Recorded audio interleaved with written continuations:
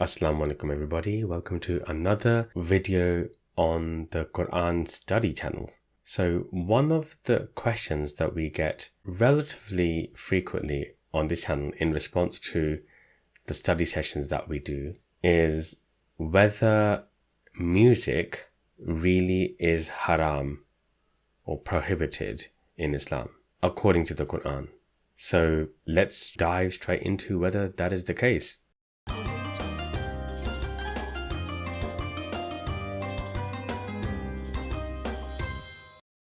So the verse in the Qur'an that the majority of people who claim that music is haram in Islam is this. It's chapter 31, which is Surah Luqman, verse 6. Now, the common translation of this verse that you will find is, and of mankind who, so it's talking about people within the group of mankind, and of mankind who prefer idle talk to mislead from path of Allah without knowledge, and takes it in mockery. Those for them a humiliating punishment. So the phrase which is often highlighted to back up the argument that music is prohibited is idle talk. People who prefer idle talk to mislead from the path of Allah. Lahw-al-hadith, idle talk. So this is what I would like us to have a look at in a bit more detail. First, let's look at this word, lahwa. Lahwa is something that distracts you and diverts you from the truth. Something that diverts you from the truth. Al-hadith, we've heard that word before, haven't we? Al-hadith is a statement. It could be a narration, it could be a story. It's a statement. It's a reminder. It's a discourse, a matter of discussion that's being brought to your attention. That is hadith. Okay? Now, the next phrase is liyudilla an sabilillahi, which means for the purpose of misleading from the path of Allah. Liyudilla an sabilillahi, for the purpose of misleading from the path of Allah. So let's have a look at this particular phrase, this part of the verse together.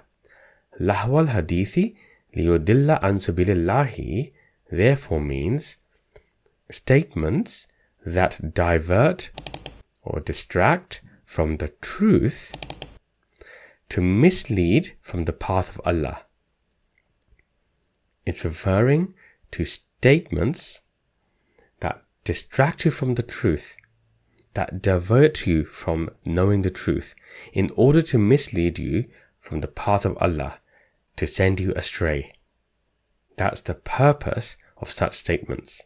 And so the translation of this verse, rather than saying idle talk, which isn't very clear in terms of what that means, I think it is better to understand the translation of this verse to be, and of mankind who prefers statements that distract from the truth to mislead from the path of Allah without knowledge and takes it in mockery. Those for them are humiliating punishment. So what this verse is saying is that within the group of mankind, there are those who prefer, now yashtari means to buy or sell, to exchange. So in this case, what's happening is that they are exchanging their time, their attention, their efforts for statements that distract you from the truth. And these statements are in existence to mislead people from the path of Allah. And these people who are preferring such statements are doing this without knowledge. They have not sought out the truth, and perhaps they're not even aware of the fact that these statements that they are entertaining or considering are a distraction from that truth and are misleading them from the path of Allah. And what they do is then they take the path of Allah, the truth, when they hear it, in mockery. They mock the words of God. When they hear the words of God, they mock them. They do not consider them to be the truth. And for them, there is a humiliating punishment in store. So this verse is referring to people who prefer to invest their time in hadith, statements that distract them from the truth, in statements that are designed to mislead them from the path of Allah. And these hadith, these statements that are distracting people from gaining knowledge of the truth and the true path of Allah. And where is that? Where is the true knowledge and where is the true path of Allah described? It's contained in the Qur'an. So these hadith are in existence and they are being entertained in order to distract people from the Qur'an.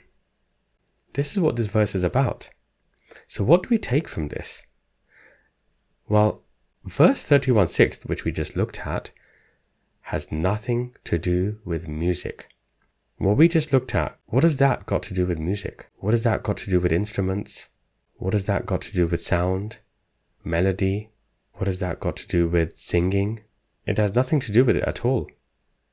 The proponents of the deliberation that music and singing is prohibited, it seems that they've plucked this verse, chosen this verse to back up that particular argument in error.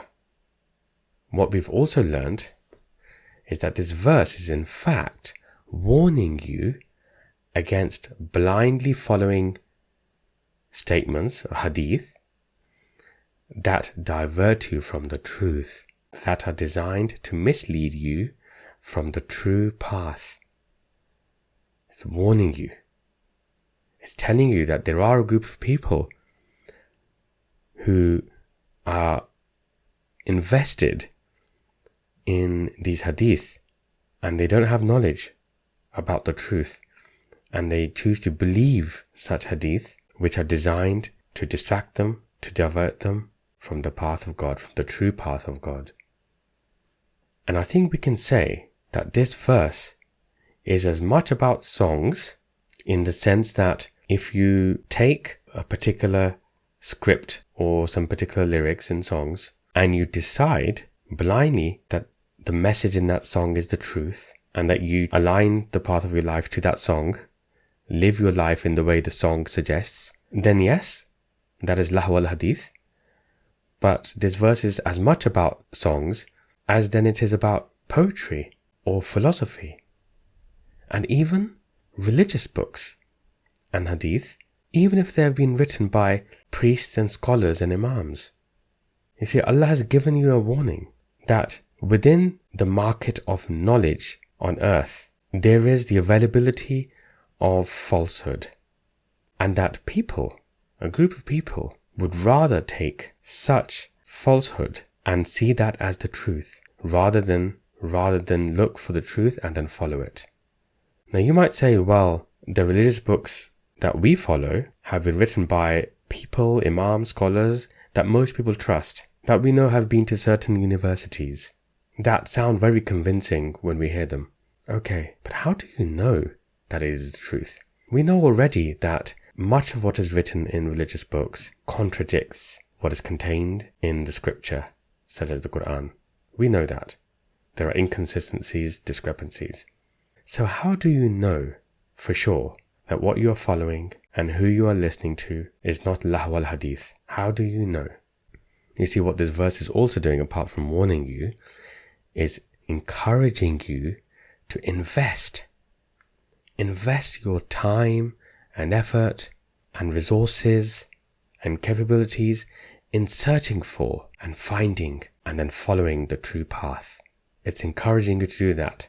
And we can only do this if we are prepared to use our intellect, our God-given intellect, this blessing of intellect to challenge what we read and hear from other people, regardless of how well regarded they might be by other people, regardless of their credentials.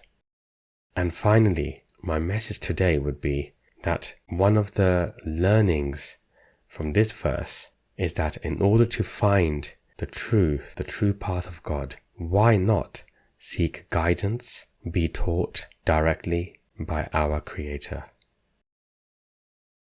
So the next time that you hear that in Islam music is haram, it is prohibited, I would suggest that you refer them to this verse that those people themselves point to in their argument towards music being haram, and point them towards the meaning of Lahw-al-hadith.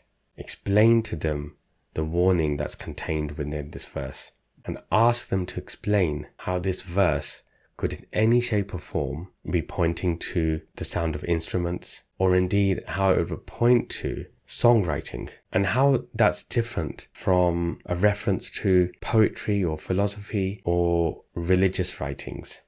Let me know what you thought. Let me know whether you agree with the way I've explained this verse in the comments. Do hit that like button and hit subscribe as well. As you know, that helps to grow the channel and the reach of this channel. And also share this message. Share this message with your contacts, your relatives, your family, your friends, so that the truth can be spread. The truth about the need to use intellect, the drive that we are trying to promote, to be taught directly by our Creator, which is contained within the Qur'an. Until next time, Assalamu alaikum. أفلا يتدبرون القرآن